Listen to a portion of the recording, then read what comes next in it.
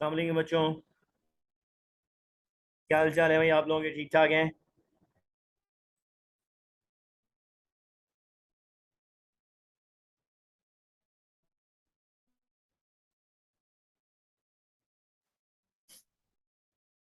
आवाज़ आ रही है?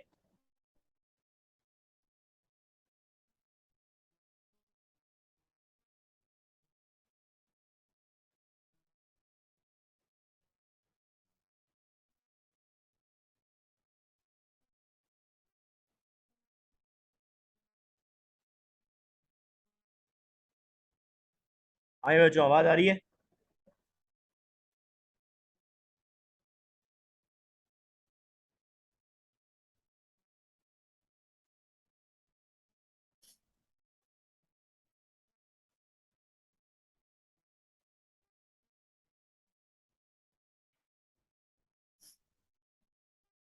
अच्छा जी।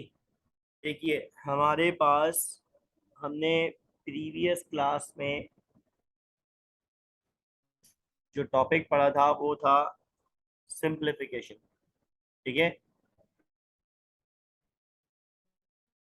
हमने प्रीवियस क्लास में जो टॉपिक पढ़ा था वो था सिंप्लीफिकेशन। ठीक। आज जो हमारे पास टॉपिक है वो है इंतहाई अहम टॉपिक्स हैं ऑनवर्ड्स। हम अभी तक जो पढ़ रहे थे वो मोर लाइक अ मैथमेटिक्स थी, है ना। हम जो अभी तक पढ़ रहे थे वो मोर लाइक अ मैथमेटिक्स थी। लेकिन अब जो हमारे पास टॉपिक हैं अब जो हमारे पास टॉपिक हैं वो हमारे पास, समझें, केमिस्ट्री वाले टॉपिक्स हैं। ठीक है। इसमें सबसे पहले हम जरा बात कर लें एटॉमिक मास क्या होता है। एटॉमिक मास क्या होता है? एटॉमिक मास किसे कहते हैं? तो हम कहेंगे भाई देखिए, किसी भी एटम के वजन को, किसी भी एलिमेंट के एक एटम के वजन को, जिसे हम जिसे हम कार्बन 12 के 12वें हिस्से से कंपेयर करके निकालते हैं। किसी भी एटम के वजन को जिसे कार्बन 12 के 12वें हिस्से से कंपेयर करके निकालते हैं, एटॉमिक मास कहलाता है। एटॉमिक मास कहलाता है। क्या मतलब इस बात का, समझे? क्या मतलब इस बात का, समझे पहले। हम ये कह रहे हैं कि हमारे पास कार्बन 12 एक एलिमेंट है। ठीक है ना। कार्बन के बहुत सारे आइसोटोप होते हैं, उसमें सबसे स्टेबल होता है 12 मास वाला। हमने क्या किया, इसके 12 इक्वल हिस्से तोड़ लिए।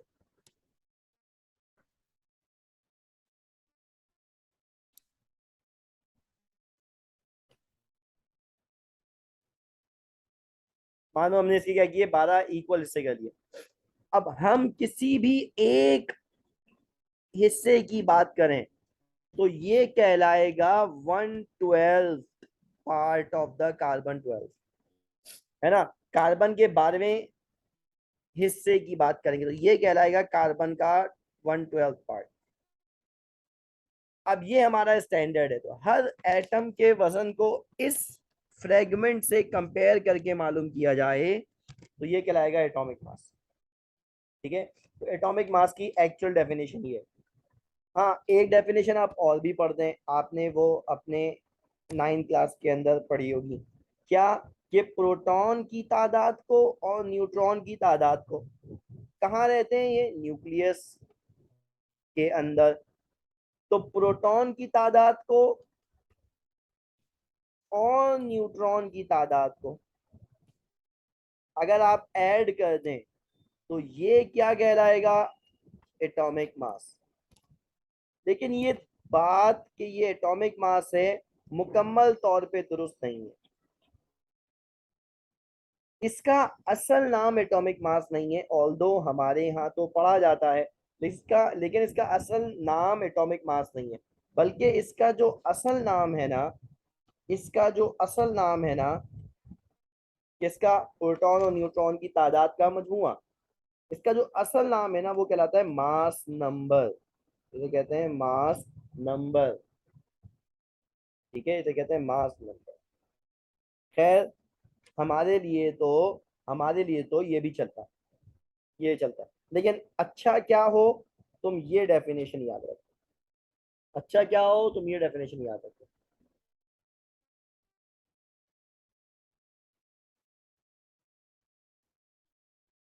ठीक है। अच्छा, चंद एटम के एटॉमिक मासेस मैंने यहाँ पे मार्क करे हैं।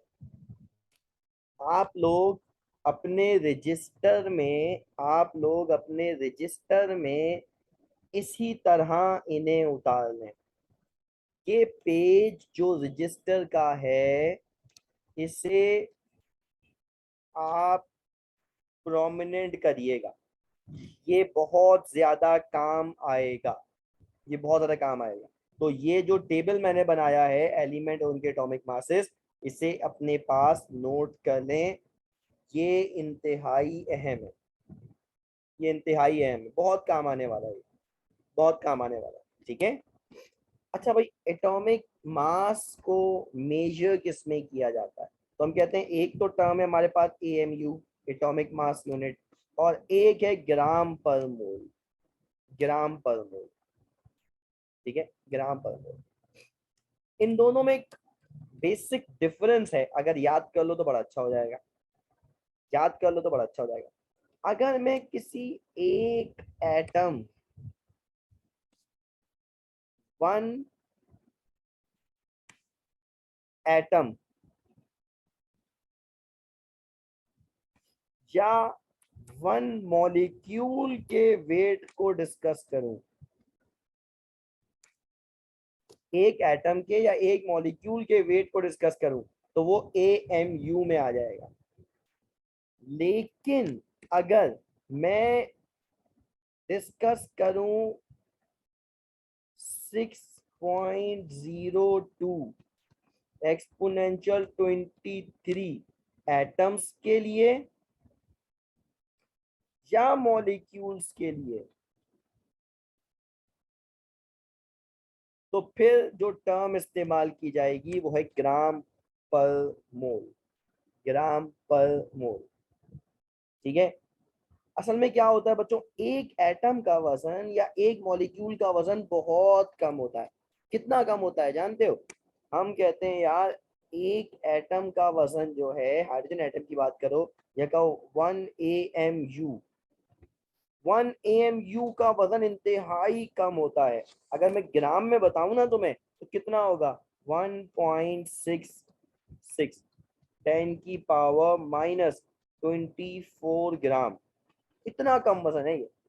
इतने कम वजन को तो हम मेजर भी नहीं कर सकते, इतने कम वजन को तो हम मेजर भी नहीं कर सकते। कि अगर मैं एटम को, एक एटम को या एक मॉलिक्यूल को लेना शुरू करूं, तो सबसे पहले तो एक एटम नहीं निकाल सकता, एक मॉलिक्यूल नहीं लेके आ सकता, फिर उसका वजन भी मालूम नहीं कर सकता।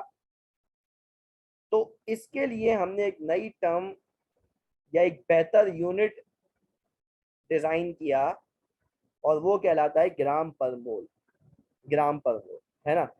ये वजन क्या है? ये दरअसल एक मॉलिक्यूल के बजाय या एक एटम के बजाय एवोगैड्रो नंबर एटम्स या एवोगैड्रो नंबर मॉलिक्यूल्स के वजन को कहा जाता है। सही है, एवोगैड्रो नंबर ऑफ एटम्स को कहा जाता है। ठीक है, बात समझ में आ रही है? बात समझ में आ रही है? पॉइंट क्लियर हुआ कि एटॉमिक मास का यूनिट एएमयू भी है, ग्राम पर मोल भी है। अगर एक मॉलिक्यूल के लिए गए हैं तो एएमयू इस्तेमाल कर लेंगे, लेकिन अगर एवोगैड्रो मॉलिक्यूल्स के लिए बात करें तो फिर ग्राम पर मोल ज्यादा बेहतर, ज्यादा बेहतर। ठीक है, ध्यान में रहेगी ये बात। चलो, अच्छी बात। ये तो बात हो गई हमारे पास किसकी? एटॉमिक मास, है ना। ये बात हो गई एटॉमिक मास। ठीक है ना, एटॉमिक मास के हवाले से हमारे पास ये हिस्सा कवर होता है। ठीक है ना, ये हिस्सा कवर होता है। टेबल अपने पास उतार लेना है। ठीक है, अपने पास उतार लेना है। सही है। अच्छा, अब आते हैं और बात करते हैं मॉलिक्यूलर या फॉर्मूला मास की।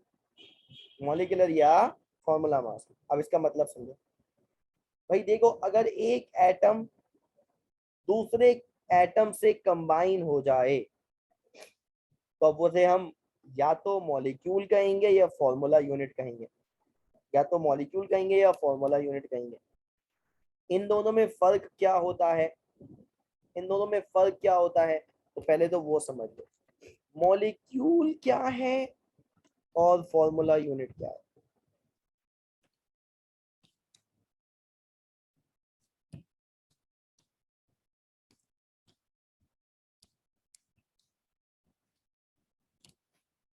अगर मैं कह रहा हूं कि एटम्स जो कंबाइन हुए हैं कोवेलेंट बॉन्ड से, पढ़ा था ना 9 के अंदर केमिकल बॉन्डिंग, एटम जो कंबाइन हुए कोवेलेंट बॉन्ड से उन्हें मॉलिक्यूल कहा जाता है ना, उन्हें मॉलिक्यूल कहा जाता है। और बच्चों इन एटम के एटॉमिक मासेस को ऐड कर दो, है ना, इन एटम्स के एटॉमिक मासेस को ऐड कर दो, सम कर दो, तो ये क्या कहलाएगा? मॉलिक्यूल था ना, मॉलिक्यूलर मास। मॉलिक्यूल था ना, तो क्या कहलाएगा? Molecular mass. ठीक है,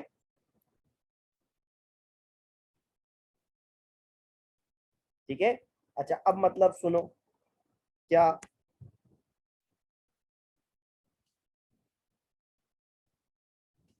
एक और टर्म इस्तेमाल करते हैं हम, दैट इज फॉर्मूला यूनिट,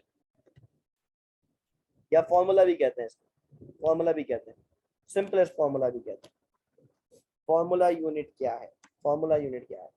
अगर मैं कहूं एटम नहीं, आइंस जो के कंबाइन हुए हैं, अब आइंस जो कंबाइन होते हैं उनमें कौन सी बॉन्डिंग होती है, तो हम कहेंगे ions combine by ionic bond, है ना। यानी आयोनिक बॉन्ड से अगर कोई कंपाउंड बना है तो अब उसे मॉलिक्यूल नहीं कहा जाएगा, उसे क्या कहा जाएगा? Formula unit. उसे क्या कहा जाएगा? Formula unit. तो भाई अगर एटम के वजन को, तमाम एटमों के वजन को ऐड कर दें तो उसे मॉलिक्यूलर मास कहते हैं। तो तमाम आइंस के वजन को ऐड कर दें, अगर तमाम आइंस के वजन को ऐड कर दें तो ये क्या कहलाएगा? फॉर्मूला मास कहलाएगा। फॉर्मूला मास कहलाएगा। मतलब समझो, अब पानी है H2O, इसमें H और O के दरमियान कोवेलेंट बॉन्डिंग है। तो अब इसमें जो पानी का वजन था, पानी में जो हाइड्रोजन का वजन था उसको, और ऑक्सीजन का जो एटॉमिक मास था उसको ऐड कर दो, तो हमारे पास आ जाएगा एटॉमिक मास ऑफ वाटर। इसी तरह NaCl ये आयोनिक कंपाउंड है, सॉल्ट है, सॉल्ट आयोनिक कंपाउंड है, इसमें Na के वजन को क्लोरीन के वजन से ऐड कर दो, तो ये कहलाएगा आपका फॉर्मूला मास। सही है, ये क्या कहलाएगा? फॉर्मूला मास कहलाएगा। बच्चों बात समझ में आई? बच्चों बात समझ में आई? अली देखो मैं ये कह रहा हूं, पानी का वजन, पानी में क्या है, हमारे पास 2 हाइड्रोजन है ना, मॉलिक्यूलर मास निकालना सिखाऊंगा अभी। और क्या है? एक ऑक्सीजन है। अब पानी का जो हाइड्रोजन है, हाइड्रोजन का वजन कितना होता है? 1 होता है ना, तो 1 × 2 कर दिया। अब ऑक्सीजन का वजन कितना होता है? 16, तो 16 + 2 कितना हो जाएगा? 16 + 2 कितना हो जाएगा? 18। आई बात समझ में अली? अली बेटा समझ में आया?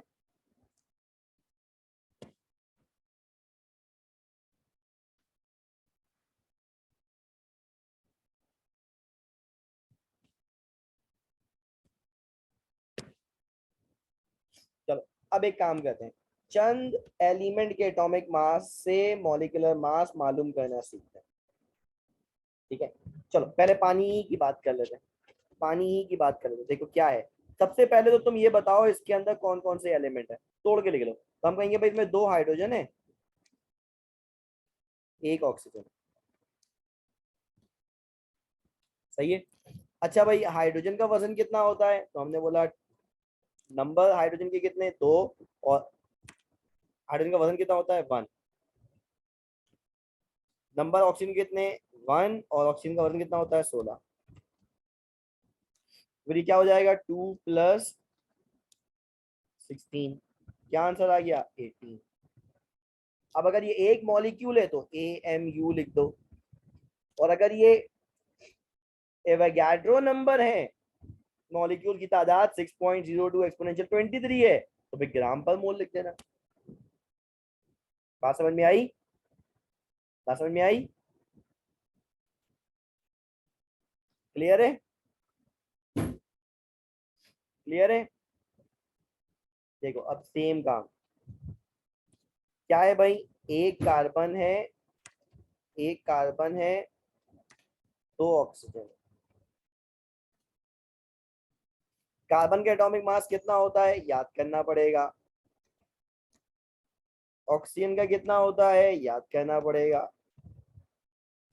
कितना हो गया, 12 + 32 मिला लिया तो कितना हो गया, 44 AMU, 44 AMU। क्लियर है, समझ में आई बात।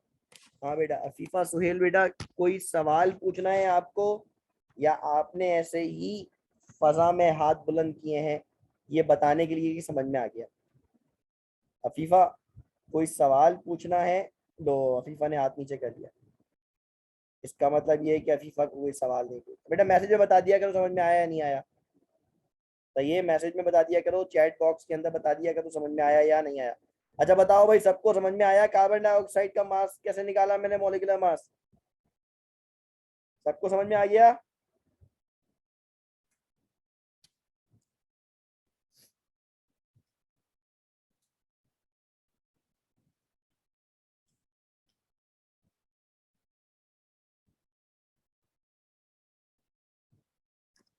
अच्छा आमना देखो, मैं एक और एग्जाम्पल करवाता हूँ, एक और एग्जाम्पल करवाता हूँ, उससे समझ में आ जाएगा। ठीक है, एक बात, और दूसरी बात ये कि मैं जरा आप लोगों को बता दूं कि भैया आप लोग अच्छी तरह से जरा ये सीख लें कि हमारी कभी कभी क्लासेस जूम पे हुआ करेंगी।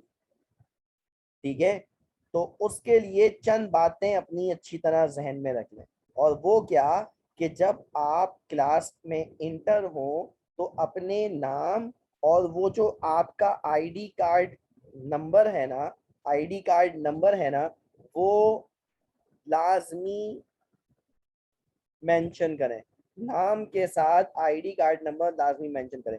अब जैसे जवेरिया सलीम साहिबा, मारिया साहिबा, मोहम्मद अनस साहब, ठीक है, मोहम्मद अनस साहब, अब इन्होंने अपने नाम के साथ, हिजा नदीम, इन्होंने अपने नाम के साथ अपना जो आईडी नंबर है ना वो नहीं लिखा है, तो वो लिखिए, वरना फिर ऐसा होगा कि आपको एब्सेंट मार्क ना कर दिया जाए। ठीक है, तो ये काम करें। अच्छा हमेशा ही ऑनलाइन जब आपकी क्लास होगी तो ये बात ध्यान में रखिए। सही है, मैंने रीनेम का ऑप्शन छोड़ा हुआ है, आप रीनेम के अंदर जाके अपना आईडी कार्ड नंबर यहाँ पे लिख सकते हैं। ठीक है ना, तो आईडी कार्ड नंबर लिखें। आगे भी ऑनलाइन क्लासेस होंगी, आगे भी ऑनलाइन क्लासेस होंगी। ठीक है, तो वो भी ध्यान में रखें। ठीक है, तो ये हमेशा के लिए होगा, हमेशा के लिए होगा। ठीक है, चलो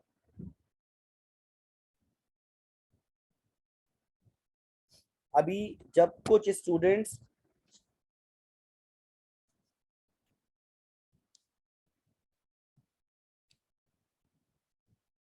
अच्छा बेटा मैं इसका पीडीएफ भेज दूंगा, वरना नोट्स आपको मौजूद हैं, आप नोट्स में देख सकते हैं। नोट्स के अंदर मैंने जो चीजें लिखी हैं ये आपके नोट्स को देख के लिखी हैं, तो ये नोट्स वाला काम ही है।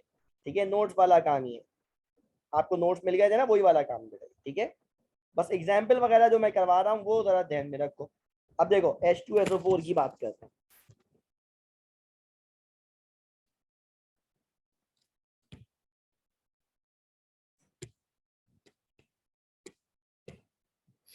H2SO4 की बात करते हैं। अब H2SO4 में क्या है, दो हाइड्रोजन है, एक सल्फर है, चार ऑक्सीजन। सही है। तो दो हाइड्रोजन के लिए तो मानो दो हो गया, एक सल्फर के लिए, सल्फर का होता है 32, तो 1 से मल्टीप्लाई करेंगे तो 32 ही रहेगा, और ऑक्सीजन का होता है 16, तो 4 × 16 कर लेता हूँ, चलो ठीक है। तो 2 + 32 + 64, सही है। तो आंसर क्या आ गया बच्चों, आंसर क्या आ गया इसका, 98 AMU, 98 AMU, 98 AMU, ठीक है। अच्छा, एक मैं तुम्हें ट्रिक बता रहा हूँ, एक मैं तुम्हें ट्रिक बता रहा हूँ, सही है। इसको एज इट इज याद कर लो, है ना। कुछ मॉलिक्यूल इतने कॉमन होते हैं, इतने कॉमन होते हैं कि बार बार रिपीट होते हैं, बार बार रिपीट होते हैं। ऐसे मॉलिक्यूल्स के लिए तुम क्या करो, डायरेक्ट उनका मॉलिक्यूलर मास याद करो। जैसे जैसे अमोनियम, एक है अमोनिया, अमोनिया का मास होता है 17, याद कर लो। एक है अमोनियम, एक एच एक्स्ट्रा आ गया, और पानी, इन दोनों का वजन सेम होता है, कितना, 18, याद कर लो। निकालने की जरूरत नहीं है, डायरेक्ट याद कर लो, डायरेक्ट याद कर लो, ठीक है। कार्बन डाइऑक्साइड जैसे, सही है, जैसे कार्बन डाइऑक्साइड, इसका वजन 44 होगा, डायरेक्ट याद कर लो। जैसे बच्चों कार्बोनेट होता है CO3, इसका वजन होता है 60, डायरेक्ट याद कर लो। जैसे होता है नाइट्रेट NO3, इसका वजन डायरेक्ट याद कर लो, कितना होता है 62। ऐसे ही एक होता है सल्फेट SO4, इसका वजन डायरेक्टली याद कर लो 96। बार बार निकालने की जरूरत ही नहीं है, बार बार निकालने की जरूरत ही नहीं है, डायरेक्ट याद कर लो, ठीक है। चलो अब ये ट्रिक इस्तेमाल करते हैं यहाँ पर। HNO3, तो देखो मैंने इसके लिए क्या लिखा, H और NO3। अब N और O को तोड़ के नहीं लिखा, क्यों, क्योंकि मैं ये बात याद कर चुका था कि भाई NO3 का वजन 62 होता है, तो क्या बार बार निकालूं। तो देखो काम कितना छोटा हो गया, देख रहे हो काम कितना छोटा हो गया, समझ आई बात, समझ आई बात। यहाँ देखो, कैल्शियम और CO3, कैल्शियम का कितना होता है याद कर लो, वरना एग्जाम में तो दिया जाएगा 40। कार्बोनेट का कितना होता है, अभी लिखा हुआ है यहाँ पे 60, कितना हो गया 100। समझ आ रहा है, समझ आ रहा है बच्चों, समझ आ रहा है, सबको क्लियर है। चलो अब Al2SO4 का निकालो, Al2SO4 थ्राइस का निकालो, Al2SO4 थ्राइस का निकालो। Al2 का वजन मैं तुम्हें बता देता, Al का वजन क्या होता है, Al का वजन क्या होता है, वैसे तो तुम्हारे पास अभी मैंने ऊपर टेबल लिखा था, वहां देख लेना, है ना, वरना मैं तुम्हें बता देता हूँ। एल्यूमिनियम का वजन कितना होता है 27, मैग्नीशियम का वजन होता है 24, ठीक है, मैग्नीशियम का वजन होता है 24। तो चलो जल्दी से इन तीनों का वजन निकाल, इन इसका वजन निकाल के बताओ, छठे का लेगा, छठे का वजन निकाल के बताओ क्या होगा। ओएस बेटा कोई सवाल पूछना है आपको तो चैट बॉक्स में मैसेज कर दे फिलहाल, सही है, कोई सवाल पूछना है तो चैट बॉक्स में मैसेज कर देता है, ठीक है। अभी Al2SO4 का मॉलिक्यूलर मास निकाल के बताएंगे सब, जल्दी।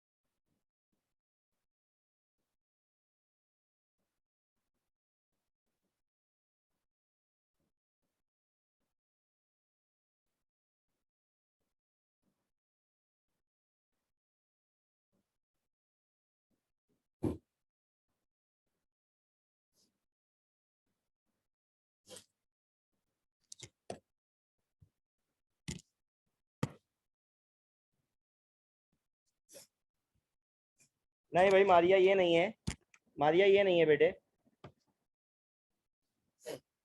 देखो Al2SO4 का वजन क्या निकलेगा?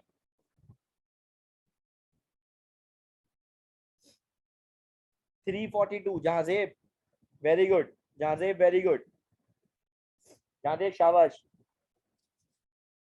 देखो चेक करो कैसे निकलेंगे।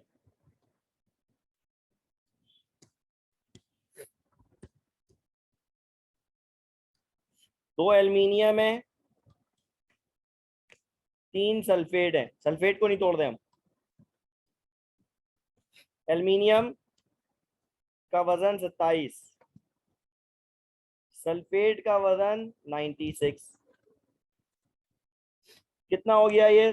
27 को 2 से मल्टीप्लाई करने 54, ठीक है।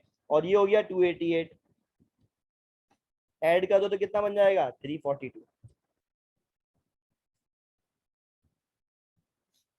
आया समझ में? लारे वेरी गुड, लारे वेरी गुड।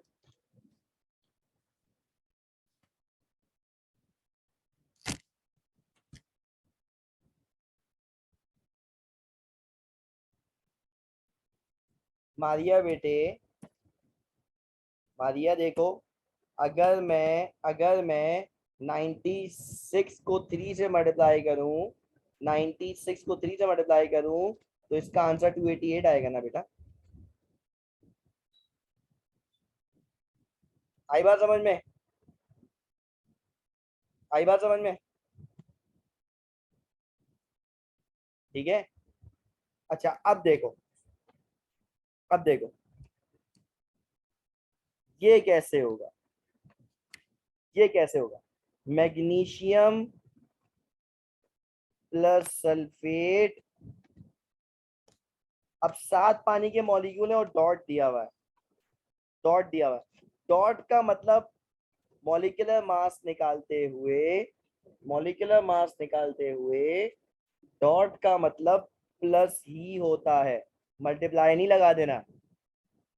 मॉलिक्यूलर मास निकालते हुए डॉट का मतलब प्लस होता है, मल्टीप्लाई नहीं कर लेना, याद रखना इस बात को, प्लस होता है, ठीक है। कितने पानी के मॉलिक्यूल हैं? हम बोलेंगे 7 वाटर मॉलिक्यूल, ठीक है।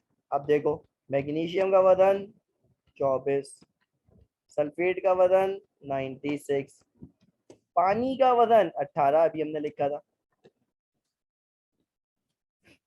है ना? 18 भी हमने लिखा था। कितना आ जाएगा आंसर? क्या आंसर आएगा बताओ?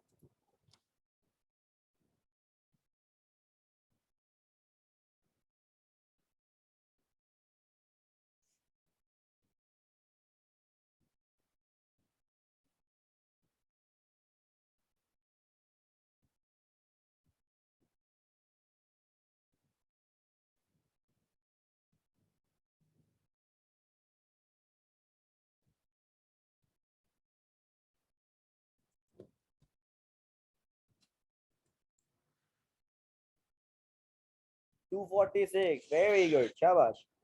246 AMU, 246, वेरी गुड। अच्छा सुनो एक बात सुनो पहले, एक बात सुन लो। बात क्या है? अगर ये जूम का सेशन खत्म हो जाए, अगर ये जूम का सेशन खत्म हो जाए तो दोबारा उसी लिंक पे क्लिक करके क्लास में आ जाइएगा, दोबारा उस लिंक पे क्लिक करके क्लास में आ जाइएगा। 1 घंटे की क्लास है ये, 45 मिनट की नहीं है। 1 घंटे की क्लास है, 45 मिनट की नहीं है, ठीक है। तो उसी लिंक को दोबारा क्लिक करके क्लास में इंटर हो जाइएगा, ठीक है। बात समझ में आ गई? बात समझ में आ गई? अच्छा, इसका वजन मालूम करो जल्दी से, इसका वजन मालूम करो जल्दी से, इसका वजन मालूम करो जल्दी से। अच्छा एक और चीज ऐड कर दूं मैं तुम्हें, एक और चीज ऐड कर दूं। अमोनिया, अमोनिया और OH का वजन सेम होता है 17। OH और NH3 का वजन 17 होता है सेम।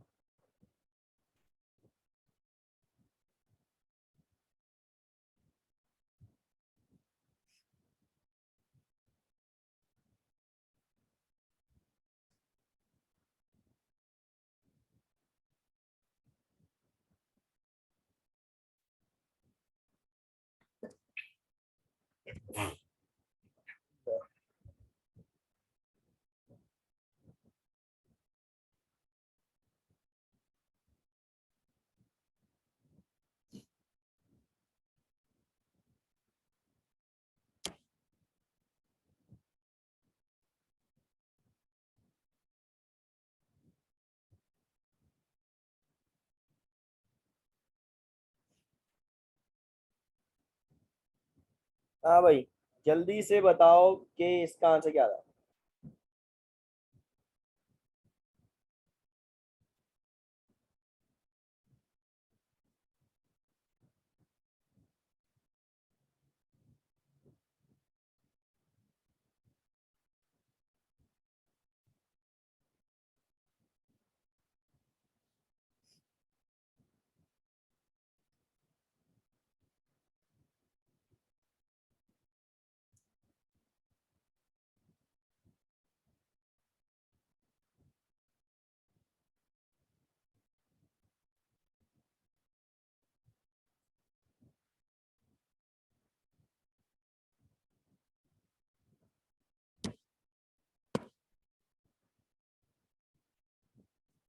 'हाँ भाई, आंसर क्या आ रहा है इसका।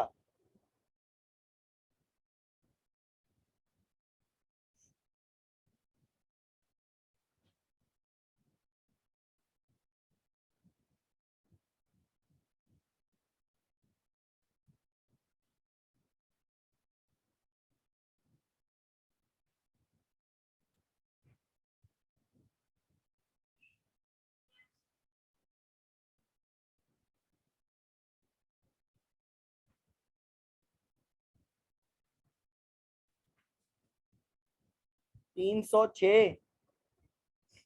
306 आ रहा है भाई इसका आंसर। 306 आ रहा है इसका आंसर।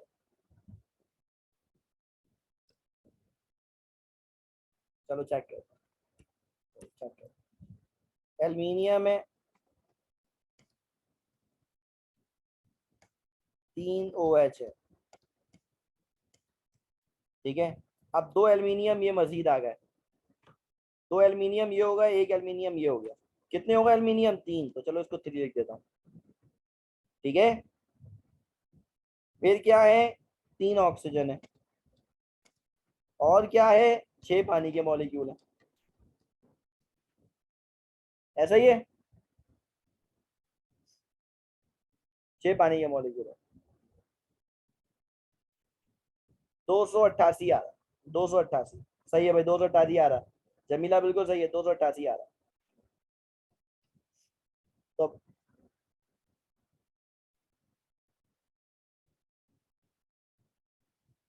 ठीक है, 288 आ रहा, सही है। अब एल्यूमिनियम के लिए 27 × 3। OH के लिए अभी बताया 17, है ना। ऑक्सीजन के लिए 16, पानी के लिए 18। इन सबको सॉल्व कर लें तो इसका आंसर आ गया 54। इसका आंसर आ गया 51। इसका आंसर आ गया 48। इसका आंसर आ गया 108। इन सबको ऐड कर दें, इन सबको ऐड कर दें तो आंसर क्या आ रहा है? इन सबको ऐड कर दें तो आंसर क्या आ रहा है? ओहो, एल्यूमिनियम का ये 54 नहीं है। एल्यूमिनियम का ये 54 नहीं है। 27 × 3 81 है बेटा, ये 81 है। 3 से मल्टीप्लाई करना है ना, 2 से थोड़ा भी करना है, 3 से मल्टीप्लाई करना है। 81 है। कितना आंसर आ गया? 288। समझ में आ गया? समझ में आ गया? भजिया देखो, भजिया देखो, 3 एल्यूमिनियम कैसे हुए। सवाल में देखो, 1 एल्यूमिनियम ये रहा, 2 एल्यूमिनियम ये रहे, मिला दो तो कितने हो गए? 3 एल्यूमिनियम।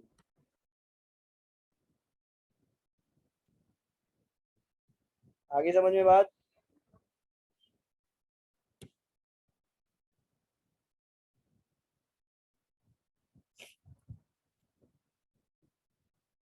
मारिया और हिजा, मारिया और हिजा, बेटा आप लोग अपना जो कोड नेम है, जो आपका कोड नेम है, उसके साथ क्लास में इंटर हो, उसके साथ क्लास में इंटर हो, ठीक है।